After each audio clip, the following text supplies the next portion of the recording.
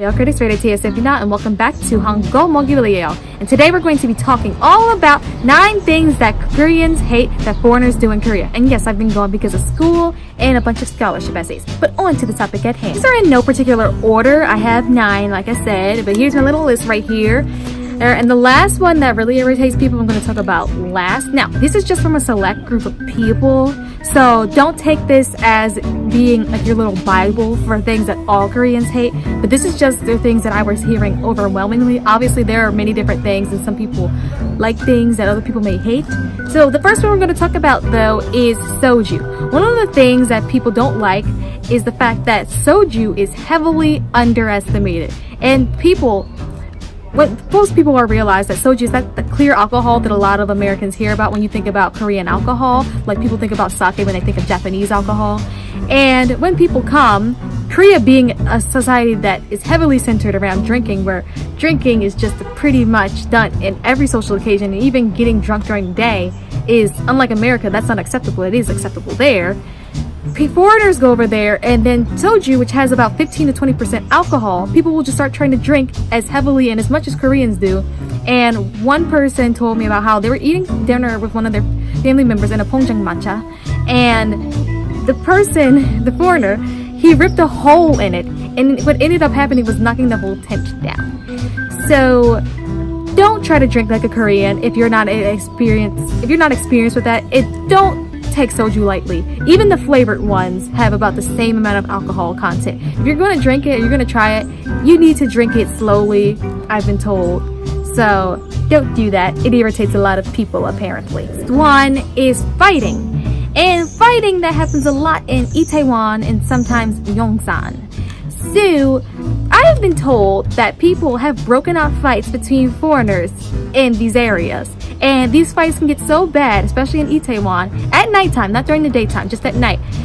There have been chairs that are thrown around. You can actually find videos online of foreigners messing things up in Itaewon. I've seen videos or where people just talk about the things that have happened when they go drinking in these areas. And there's actually a little series, I guess some years ago, about what the police were doing, I guess detaining foreigners in Itaewon who were making just a giant big old mess at night because of all of the drinking and whatnot, and all of the mess that foreigners do. During the day, though, I hear it's mostly Koreans and it's fine, it's peaceful. The foreigners really mess up things, and then especially when it comes to Koreans and foreigners getting in fights, it can just become a huge thing. So please do not fight, and please do not try to bother anybody when you go out drinking in these areas. What people had was taunting the police and thinking that they won't fight back. So this was an issue because of the idea, around the idea that you need a gun to be taken seriously as a police officer. And I was told that most Korean police do not carry guns. But people, I guess because they don't carry guns, they just assume that they're not going to do anything. And I was told that many times that they'll just go up taunting the police. You can find videos of foreigners taunting the police in Korea, especially in places like Itaewon, especially when they're drunk too. Or throwing things at the police, or making fun of them, just insulting them. And they can arrest you, and will arrest you likely, if you do these things. So it is heavily recommended that you don't do it, and it's very insulting to people to see that they're authoritative people, the people that handle their justice and whatnot, are being treated like this. How would you feel, no matter how controversial they might be, how would you feel if the police were disrespected in your country? Now, in this country, they are pretty controversial, but still, I wouldn't like it if I saw somebody spitting on the police officers that are here to protect me, even if they don't always do a perfect job of it, or they sometimes have some racial issues going on. Either way, they are the police, and you have no right to disrespect them. We're not even halfway there yet. So, loudness on public transportation is another thing that really irritates people. So, in Japan, their quietness on transportation is also preferred because that's just the way things are. And one guy told me he would usually be quiet, but sometimes he was just like, I didn't like that. So when me and my foreigner friends, we would just start being loud, like woo woo woo, having fun. You do realize, I hope he realized, but I guess he didn't because he chose to do it anyway, that that's disturbing to other people, and that's how it is in Korea. foreigners being loud. Like, I've heard people, not even just Korean people who have stayed in Korea have also told me, yeah, being loud on public transportation, that was a problem for foreigners. I mean, it just distracted everybody. People would stare. So don't do that. Koreans really don't like that. And even some of the people that I knew that were in Korea, they didn't like that either, because it's just not in the culture, it's not in the norm. And foreigners already get stared at enough. Why add another thing to the list of things that make you get stared at? Let's be real. We shouldn't want that. This isn't exactly something that people hate, but it's something that people worry about, especially when people come to America, is getting arrested. And I guess that is something that people don't like, but people were mentioning, like, don't like when people get arrested. And you see that, because usually it means that you were causing some kind of public disturbance or doing something really stupid. And so it's very important, if you're going to stay there for an extended period of time, keep your ARC card on you, which is also your visa and your passport and all of that stuff. And if you do nothing wrong, I mean, try to avoid all the trouble. If you see trouble brewing up, make sure you get away from it. And I was told that you'll be freed if you've done nothing wrong. But seriously, if you don't speak any Korean, you really don't want to get pulled over by a Korean police officer and taken to jail and not know your rights and not know at all what's going on.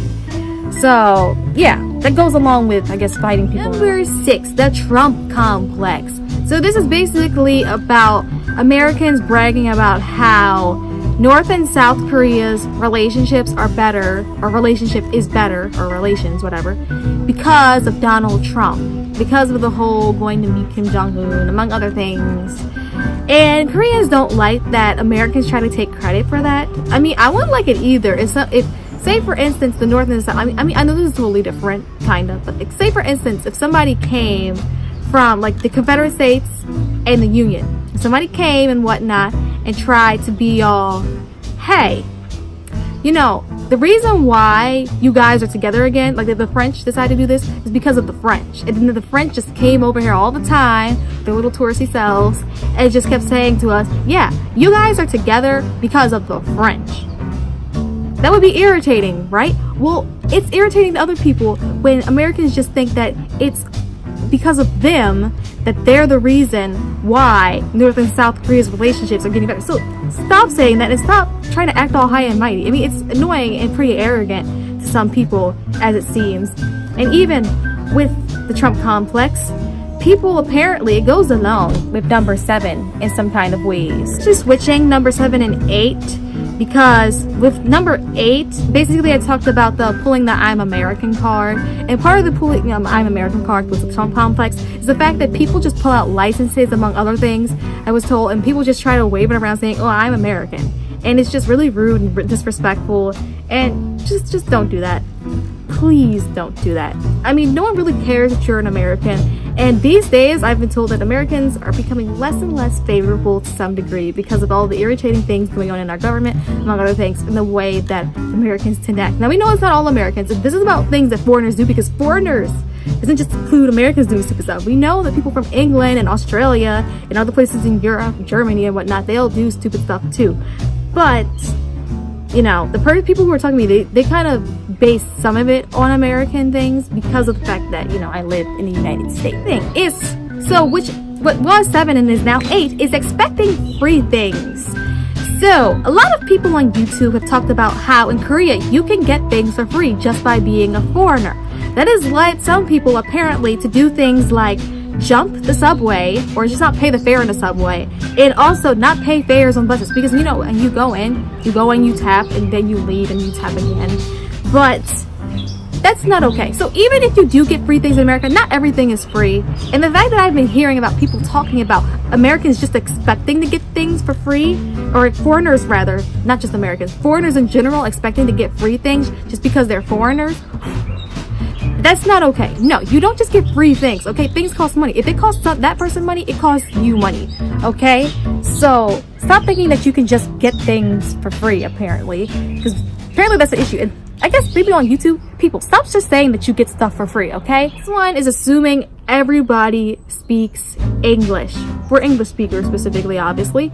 And not everyone speaks English, but even if they do not, a lot of them might understand it, but not be able to speak back to you, or they might understand it, or they might not understand it at all. So the assumption that everyone speaks English and the failure to learn any Korean, whether it be Hangul which people do think that you should memorize before you go, or it be some basic phrases, which they also really want you to memorize before you go. It's problematic that foreigners just assume everyone speaks English and would just go up to anyone trying to speak English. Because even if they can understand what you're saying, they might not be able to say anything that you understand back, which causes for communication problems. So just try to learn Hangul and some basic phrases. That's all that this group of people are asking, and I'm sure others are too. And also, stop going on YouTube saying you don't need to learn any Korean to live in Korea, because it also irritates people when they've been there for an extended period of time and know nothing. In conclusion, the main takeaway should be that not everyone speaks English, and YouTubers stop saying that you don't need to know any Korean or that much Korean to live in Korea. I mean, you should know a decent amount of Korean before you come to Korea, whether you can speak it or not, or at least read it. At least be able to speak the important things and read a little more depending on how long you're going to be there. And do not fight. It really irritates people when people go around fighting and then they have to get arrested and the police have to get involved. Do not expect free things. YouTubers, stop saying that you just get free things, because apparently people have seen that it's leading to foreigners think that they can get everything for free, and leading to the whole Trump complex and whatnot. So that's all I've got for you guys today. I hope you like this. If you like this video and like to see more videos, please subscribe to my YouTube channel. Please also hit the notification bell so you get notified every time a new video comes out. And also, please follow me on Instagram, Twitter, and Snapchat. You can find the links in the description box down below. Bye, critics.